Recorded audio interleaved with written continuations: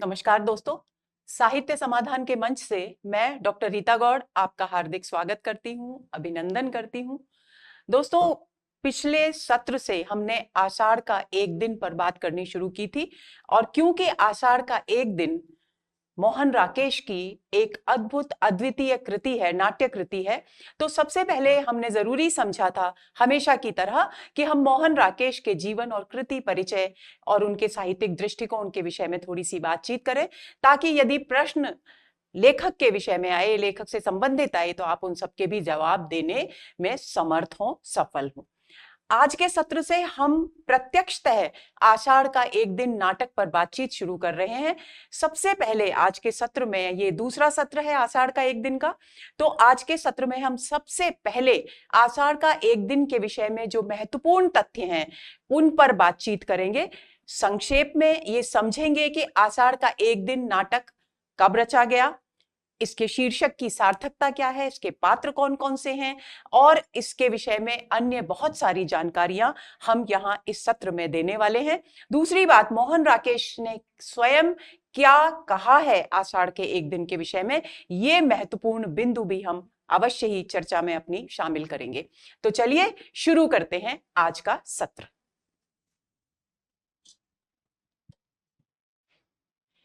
पिछले सत्र में हमने बात की थी दोस्तों मोहन राकेश के जीवन के विषय में, और हमने कहा था कि मोहन राकेश स्वातंत्र्योत्तर युग के नाटककार हैं। तो जाहिर सी बात है कि आषाढ़ का एक दिन के विषय में सबसे महत्वपूर्ण बिंदु क्या है कि यह एक स्वातंत्र्योत्तर हिंदी नाटक है। यानी स्वतंत्रता के बाद जितने भी नाटक हिंदी में लिखे गए उन सब में इसका अपना एक महत्वपूर्ण स्थान है। बल्कि कुछ एक आलोचक, समीक्षक तो ऐसे भी हैं जो ये कहते हैं कि आषाढ़ का एक दिन नाटक वास्तव में आधुनिक हिंदी नाटकों की एक महत्वपूर्ण कड़ी है, क्योंकि यहीं से आधुनिक बोध के नाटकों की शुरुआत होती है। आधुनिक नाटकों की दृष्टि से इसे एक मील का पत्थर माना गया है। तो सबसे पहला बिंदु जो हमें भूलना नहीं चाहिए कि आषाढ़ का एक दिन स्वातंत्र्योत्तर यानी स्वतंत्र के बाद जितने भी हिंदी के नाटक लिखे गए उसकी एक महत्वपूर्ण कड़ी है। दूसरी बात, यह मोहन राकेश का पहला नाटक है, यानी 3 नाटक और एक अपूर्ण नाटक, कुल मिलाकर 4 नाटकों की रचना की मोहन राकेश ने। लेकिन सबसे पहले जो नाट्य कृति उनकी सामने आई वो है आषाढ़ का एक दिन।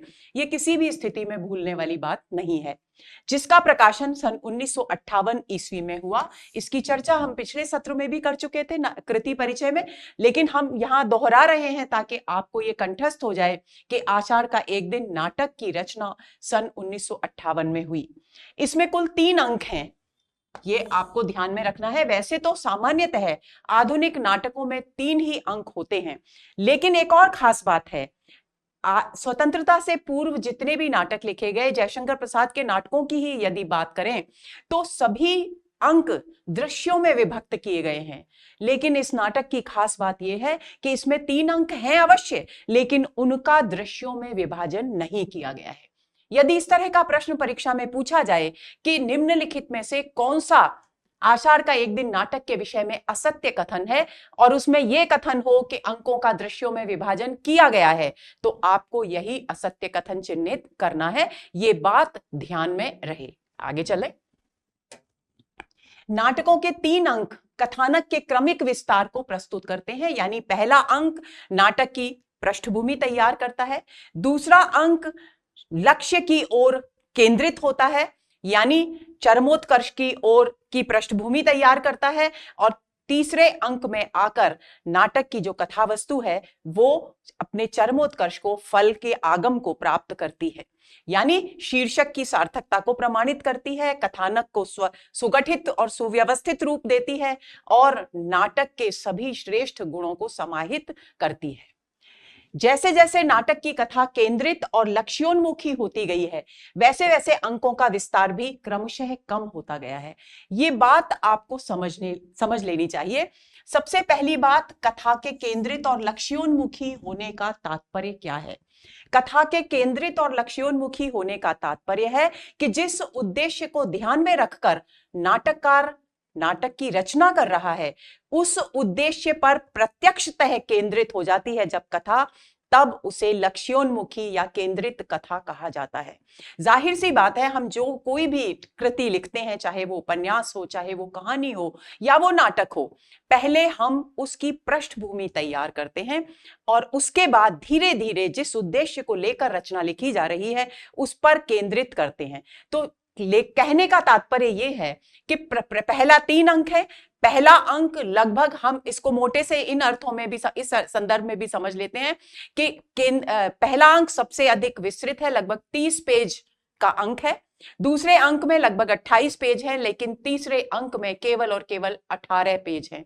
यानी आप समझ सकते हैं कि पहले विस्तृत जो नाटक का फलक है, कथानक का जो आधार है, उसको प्रस्तुत किया गया है, पात्रों को समाहित किया गया है, बहुत सारे पात्र हैं, उन सबको लेकर के कथा को आगे बढ़ाया गया है। तो जाहिर सी बात है कि कथा विस्तृत होगी ही होगी और पहला अंक विस्तृत होगा ही होगा। लेकिन क्रमशः दूसरे अंक में आते ही कथा थोड़ी सिमटती है, यानी अपने लक्ष्य पर केंद्रित हो जाती है, और तीसरे अंक में तो पूरी तरह से लक्ष्योन्मुखी ही हो जाती है। यही कारण है कि अंकों का विस्तार भी क्रमशः कम होता गया है। अगले बिंदु पर आते हैं। सन 1959 में इस नाटक को संगीत नाटक अकादमी पुरस्कार से एक सर्वश्रेष्ठ नाटक के रूप में सम्मानित किया गया। नाटक में कला और प्रेम, सृजनशील व्यक्ति और परिवेश, भावना और कर्म, कलाकार और राज्य का संघर्ष गहराई से चित्रित किया गया है। इन बिंदुओं को हमारे लिए समझना जरूरी है। देखिए, नाटक के जो नायक हैं वो है कालिदास। कालिदास एक रचनाकार हैं और उसके साथ साथ वे मल्लिका से अनुपम प्रेम भी करते हैं, एकनिष्ठ प्रेम भी करते हैं। तो कला उनको एक ऐसी दिशा में ले जा रही है जहां उनके जीवन में सफलता प्राप्त होगी। दूसरी ओर उनका प्रेम है जो मल्लिका के प्रति है, जिसके कारण वे उस ग्राम प्रदेश को छोड़कर जाना ही नहीं चाहते, उस लक्ष्य को प्राप्त करने के लिए जो एक रचनाकार का एक चरम लक्ष्य होता है, यानी कला और प्रेम का संघर्ष यहां चित्रित हो गया। दूसरी बात, सृजनशील व्यक्ति और परिवेश। परिवेश राजनीतिक परिवेश भी है, ग्रामीण परिवेश भी है, सामाजिक परिवेश भी है। यानी एक सृजनशील जो व्यक्ति होता है, एक रचनाकार, सृजनशील व्यक्ति एक रचनाकार, और ये रचनाकार केवल लेखक ही नहीं, कोई भी कलाकार, संगीतकार भी हो सकता है, गायक भी हो सकता है, चित्रकार या मूर्तिकार भी हो सकता है, किसी भी तरह का कोई भी कलाकार हो, क्योंकि कलाकार मूलतः एक संवेदनशील व्यक्ति होता है। इसलिए उसकी जो संवेदनाएं हैं वे समाज से, परिवेश से हर स्तर पर अपने अलग अलग रूप में टकराती ही हैं। और इस संघर्ष से जूझते हुए कलाकार को क्या करना पड़ता है? अपनी रचनात्मक जो प्रतिभा है उससे समझौता करना पड़ता है, कहीं रचनात्मकता को प्राथमिकता देनी पड़ती है। तो ये संघर्ष भी कालिदास, क्योंकि मल्लिका जो नायिका है जिससे कालिदास प्रेम करते हैं, उनकी माता उसे पसंद नहीं करती। मातुल जो उनके मामा हैं वो उनसे परेशान रहते हैं उनकी रचनात्मकता का जो रवैया है उसके कारण। तो सृजनशील व्यक्ति और परिवेश से उनको संघर्ष करना ही पड़ता है। दूसरी बात, जब वे राजनीतिक जीवन में प्रवेश करते हैं तो उन्हें लगता है जैसे उनका रचनाकार कहीं पीछे छूट गया है, तो राजनीतिक परिवेश से भी उन्हें संघर्ष करना ही पड़ता है। इसके बाद भावना और कर्म। अभी मैंने कहा कि रचनाकार मूलतः एक संवेदनशील व्यक्ति होता है, यानी उसके व्यक्तित्व में भावना प्रधान होती है। लेकिन हमें अपने जीवन निर्वाह के लिए, इस समाज में रहने के लिए बहुत सारे कर्तव्य भी करने पड़ते हैं। हम चाहें या न चाहें, लेकिन हम विवश होते हैं उन अपने दायित्वों को पूरा करने के लिए, और दायित्वों को पूरा करने के लिए कर्म तो करना ही पड़ता है। तो कभी इस संघर्ष में, इस प्रक्रिया में हम कभी कर्म को त्यागते हैं तो कभी भावना पर की बलि चढ़ाते हैं। तो ये जो संघर्ष है ये भी कालिदास के व्यक्तित्व के रूप में यहां चित्रित हुआ है। कलाकार और राज्य का संघर्ष मैंने अभी बताया। राजनीतिक परिवेश से जब वे कश्मीर के शासक नियुक्त होते हैं तो वे अपने आप को बिल्कुल भी वहां समायोजित नहीं कर पाते, किसी भी तरह से वो इस बात को स्वीकार ही नहीं कर पाते कि उनकी जो रचनात्मकता है वो कुंठित हो, क्योंकि वे महसूस करते हैं कि राजनीतिक परिवेश के चक्रव्यूह में पड़कर उनकी रचनात्मकता घुट रही है, कुंठित हो रही है। तो ये संघर्ष भी यहाँ चित्रित होता है, और इसी का परिणाम है कि वे उस शासक के पद को त्याग कर वापस ग्राम प्रदेश आ जाते हैं। तो ये जो ग्राम प्रदेश की ओर लौटने की प्रक्रिया है, ये वास्तव में परिवेश पर, सारे संघर्षों पर एक रचनाकार की जीत है। एक रचनाकार ने अपनी रचनात्मकता को जीवित रखने को प्राथमिकता दी, ये उस बात का प्रतीक है। तो यहां ये सारे संघर्ष कालिदास के व्यक्तित्व के रूप में चित्रित हुए हैं। कला और प्रेम का संघर्ष, सर्जनशील व्यक्ति और परिवेश का संघर्ष, भावना और कर्म का संघर्ष, और कलाकार और राज्य का संघर्ष। आगे चलते हैं। यह इतिहास के पर्यावरण का आभास देता हुआ भी एक आधुनिक नाटक है। हालांकि इसकी जो पृष्ठभूमि है वो ऐतिहासिक है, क्योंकि आधार है कालिदास की रचनात्मकता, कालिदास का जीवन। लेकिन फिर भी ये कालिदास के जीवन के माध्यम से आधुनिक दृष्टिकोण को अभिव्यक्त करता है। जो कलात्मकता है, जो आधुनिक परिवेश में व्यक्ति जो कुंठित होता है, जो घुटन महसूस करता है, जो अपनी रचनात्मकता को जीवित नहीं रख पाता, वो सारे जो संघर्ष हैं वो लेखक मोहन राकेश के आधुनिक दृष्टिकोण के बोधक हैं। तो ये महज एक ऐतिहासिक नाटक नहीं है, बल्कि ये एक आधुनिक बोध का नाटक है। आपको ध्यान रहेगा कि पिछले सत्र में हमने कहा था कि आधुनिक बहुत सारे ऐतिहासिक और पौराणिक प्रसंगों को लेकर के नाटक स्वातंत्र्योत्तर युग में लिखे गए, लेकिन उन नाटकों का उद्देश्य उन पौराणिक प्रसंगों और ऐतिहासिक प्रसंगों को दोहराना मात्र नहीं था, बल्कि उनका उद्देश्य था उन पौराणिक और ऐतिहासिक प्रसंगों के माध्यम से आधुनिक जीवन की समस्याओं को गहराई से, बारीकी से अभिव्यक्त करना। अगला बिंदु है, इस नाटक की कथावस्तु इतिहास और दंत कथाओं से संकेत सूत्र बटोर कर बुनी गई है। यानी इतिहास का पर्यावरण है, ये बात हम पहले कह चुके हैं, यानी परिवेश ऐतिहासिक है। गुप्तकालीन परिवेश को लेकर के ये नाटक तैयार किया गया है।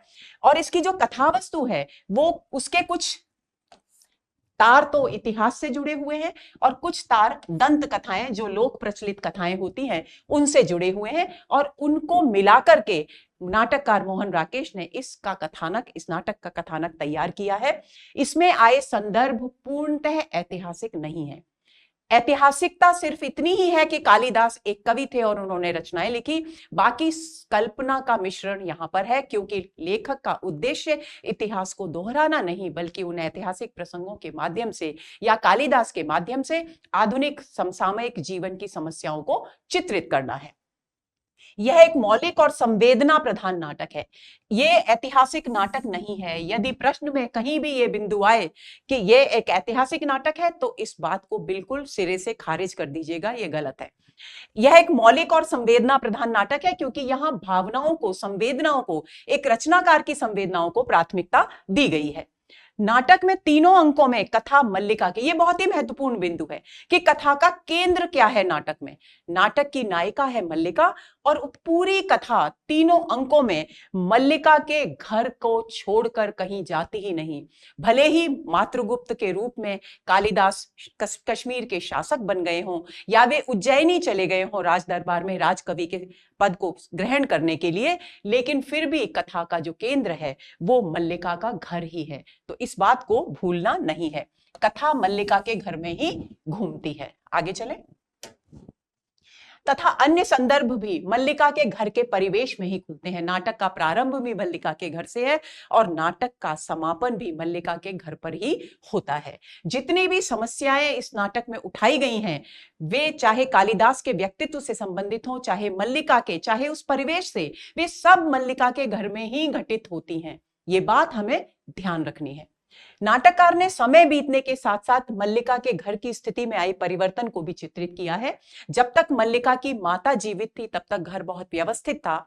उनके निधन के बाद मल्लिका का विवाह विलोम नाम के एक व्यक्ति से हो जाता है और उसके एक बच्चे की वो मां भी बन जाती है। लेकिन समय के साथ साथ पहले जो घर बिल्कुल व्यवस्थित और कलात्मक रहता था, वो घर धीरे धीरे एक जर्जर अवस्था को प्राप्त हो जाता है। जो स्वास्तिक चिन्ह पहले तरोताजा दिखाई देते थे, वे अब धूमिल पड़ गए हैं।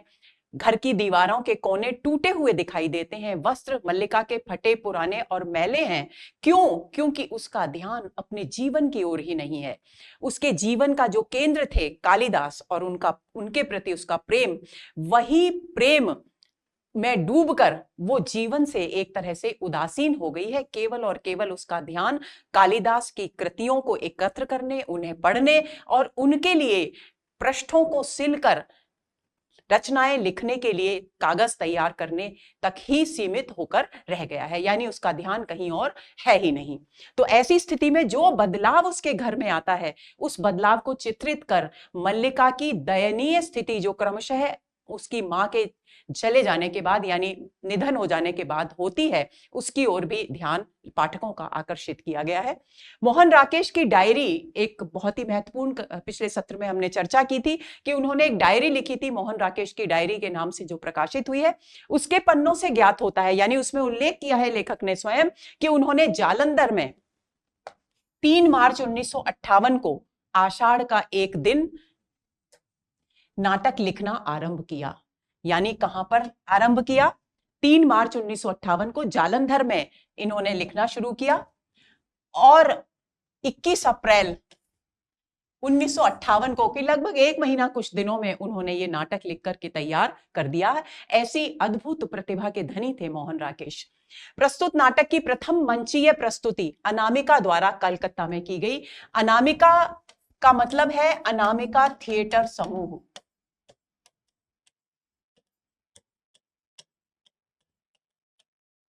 ये एक उस समय नाटकों का मंचन करने वाला समूह था और इसके जो संस्थापक थे वो थे श्यामानंद जालान। इन्होंने, इनके निर्देशन में सबसे पहले आषाढ़ का एक दिन नाटक को मंच पर प्रस्तुत किया गया, उसका अभिनय किया गया और सन था 1960। 1960 में इसका प्रथम मंचन किया गया और इस मंचन के साथ ही आषाढ़ का एक दिन की जो लोकप्रियता है वो इतनी अधिक बढ़ गई कि इसे आधुनिक स्वातंत्र्योत्तर नाटकों की श्रृंखला में एक महत्वपूर्ण नाटक माना जाने लगा। सबसे लोकप्रिय मोहन राकेश के नाटकों में यदि कोई नाटक हुआ तो वो यही नाटक है। प्रस्तुत नाटक का नायक कालिदास तथा नायिका मल्लिका है। इसकी चर्चा तो हम कर ही चुके हैं। आगे चलते हैं।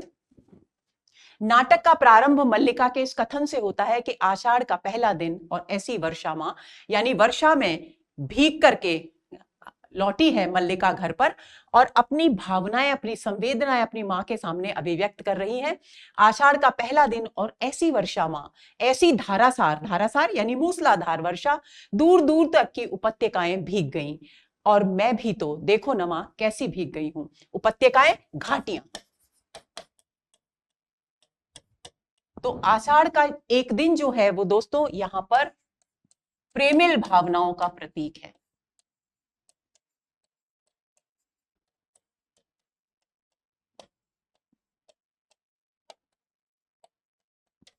आषाढ़ का एक दिन प्रेमिल भावनाओं का प्रतीक है, इस बात को आपको ध्यान में रखना है। और यही कारण है कि प्रेमिल भावनाओं की अभिव्यक्ति के साथ नाटक शुरू होता है और इसी के साथ समाप्त भी होता है। कालिदास और मल्लिका के इस संवाद से नाटक का समापन होता है। तीसरे अंक में कालिदास मातृगुप्त के रूप में कश्मीर का शासन का दायित्व छोड़कर पुनः ग्राम प्रदेश लौटते हैं और वो मल्लिका से कहते हैं कि मैं अथ से प्रारंभ करना चाहता हूं, यानी जैसे हम पहले जी रहे थे वैसे ही मैं फिर से अपने जीवन की शुरुआत करना चाहता हूं। कालिदास कहते हैं, मैंने कहा था मैं अथ से आरंभ करना चाहता हूं। यह संभवतः इच्छा का समय के साथ द्वंद्व था। ऐसा क्यों कह रहे हैं वे? इसलिए कह रहे हैं क्योंकि जिस समय वे मल्लिका से ये बात कह रहे हैं कि मैं अथ से आरंभ करना चाहता हूं, उसी समय मल्लिका की बच्ची के अंदर से रोने की आवाज आती है और वे पूछते हैं कि यह किसकी रोने की आवाज है, तो मल्लिका जवाब देती है कि यह मेरा वर्तमान है। तो कालिदास समझ जाते हैं कि मल्लिका का विवाह हो चुका है और वो स्वयं मां भी बन चुकी है। तब वे इस संवाद को कहते हैं कि मैंने कहा था मैं अथ से आरंभ करना चाहता हूं। यह संभवतः इच्छा का समय के साथ द्वंद्व था। मेरी इच्छा कि मैं पहले जैसा ही जीवन जीना चाहता हूं, उन्मुक्त और एक रचनाकार का जीवन, और दूसरा समय के साथ इस जो दूरी हमारे बीच में आ गई है मैं उसे पाट कर फिर से वहीं से शुरुआत करना चाहता हूं। यह द्वंद्व था, परंतु देख रहा हूं कि समय अधिक शक्तिशाली है, क्योंकि वे देखते हैं कि समय अधिक बलवान है। मल्लिका कहती है क्योंकि संवाद का अंत जो समापन है कालिदास के संवाद का वो क्योंकि के साथ होता है। मल्लिका जानना चाहती है कि वो आखिर क्या आगे कहना चाह रहे हैं, तो वो प्रश्न करती है क्योंकि। कालिदास कहते हैं क्योंकि वह प्रतीक्षा नहीं करता। मल्लिका और ये कहकर के कालिदास मल्लिका के घर से लौट जाते हैं और मल्लिका पीछे से आवाज देती है कालिदास कालिदास, लेकिन वे सुनते नहीं और लौटकर आते नहीं। प्रस्तुत यहीं पर नाटक समाप्त हो जाता है। प्रस्तुत नाटक का प्रारंभ भी आषाढ़ के एक दिन से हुआ है और समापन भी आषाढ़ के एक दिन पर होता है, जो नाटक के शीर्षक की सार्थकता का संकेतक है। यानी क्योंकि जैसा कि मैंने आपको बताया कि आषाढ़ का एक दिन प्रेमिल भावनाओं का प्रतीक है, ये उन जो मल्लिका और कालिदास के बीच जो प्रेम संबंध था उसका प्रतीक है। और यही कारण है कि ये पूरे नाटक में ये प्रेम कहीं भी खंडित नहीं होता। कहीं भी परिस्थितियां चाहे कैसी भी हो, संघर्ष चाहे कितना भी बलवान क्यों ना रहा हो, कितना भी प्रबल क्यों ना रहा हो, लेकिन कहीं भी एक पल के लिए हमें ये नहीं लगता कि ये इस नाटक में जिन प्रेमिल भावनाओं की अभिव्यक्ति की जा रही है वो कहीं पर टूटी हैं या रचनाकार की संवेदनाएं कहीं पर कमजोर पड़ी हैं। आगे चलते हैं।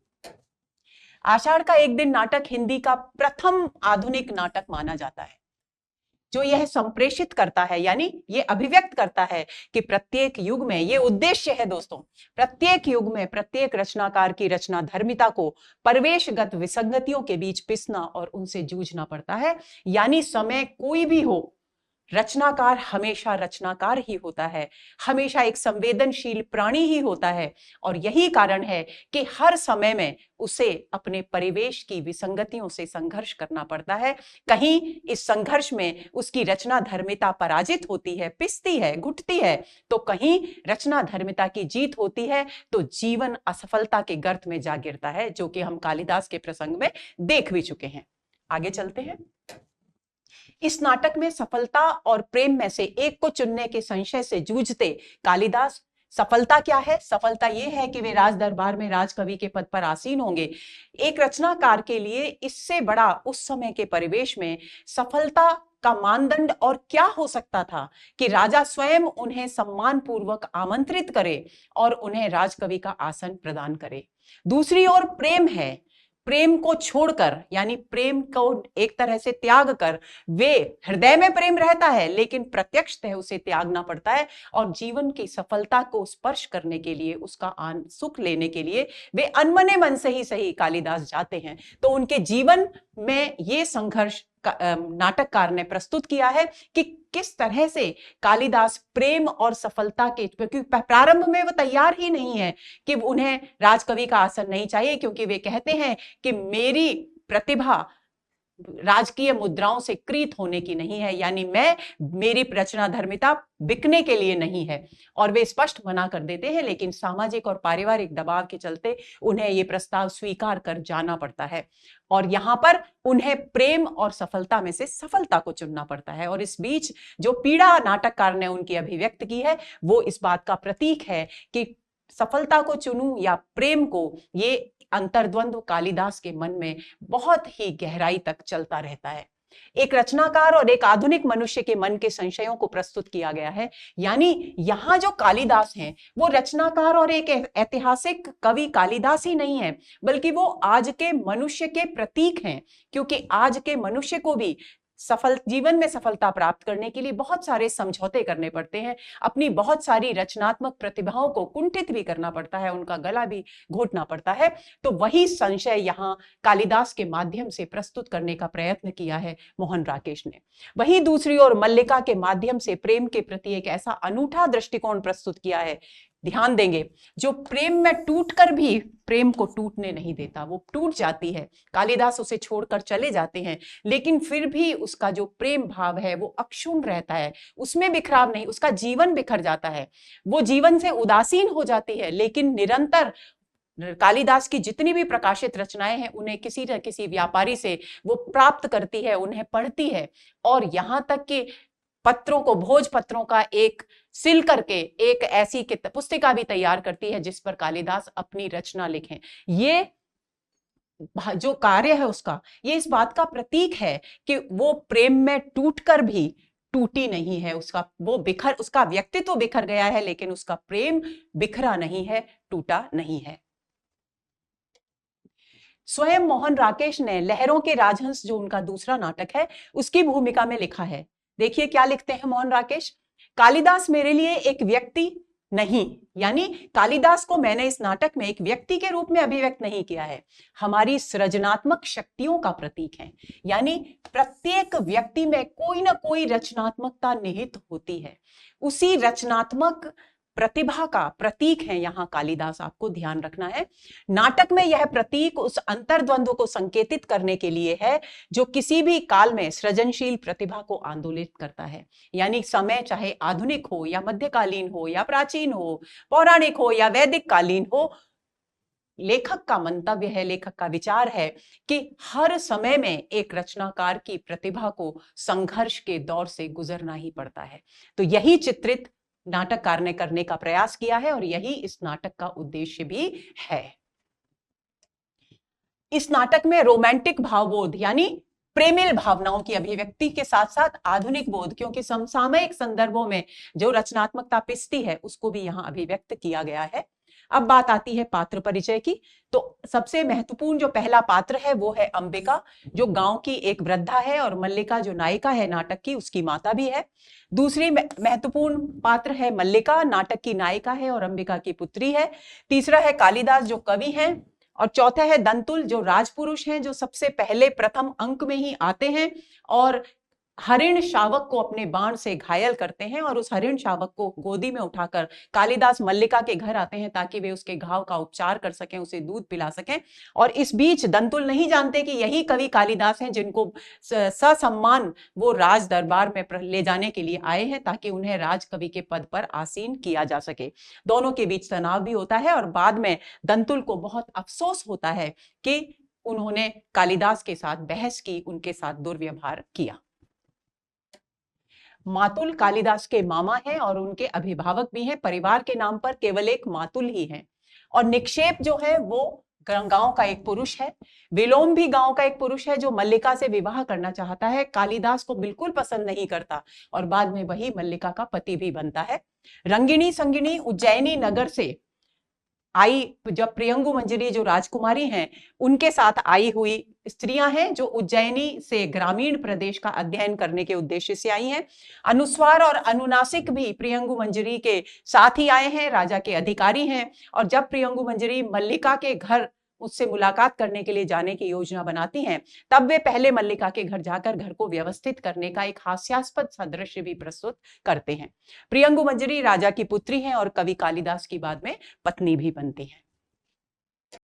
तो दोस्तों ये हुआ हमारा आज का सत्र, और आज के सत्र में हमने न केवल आषाढ़ का एक दिन कथानक की मूल संवेदना के विषय में बात की, यानी नाटक के उद्देश्य के विषय में बात की, और स्वयं मोहन राकेश का क्या मानना है इस नाटक के विषय में उस पर भी हमने चर्चा की, और अन्य बहुत ही महत्वपूर्ण बिंदुओं पर भी हमने बात की जो इस बात को प्रमाणित करते हैं कि आधुनिक बोध से युक्त आषाढ़ का एक दिन एक हिंदी का एक ऐसा आधुनिक बोध से युक्त नाटक है जिसे ऐसा पहला नाटक माना गया है, और इसके पात्रों का परिचय भी हमने गहराई से प्राप्त किया।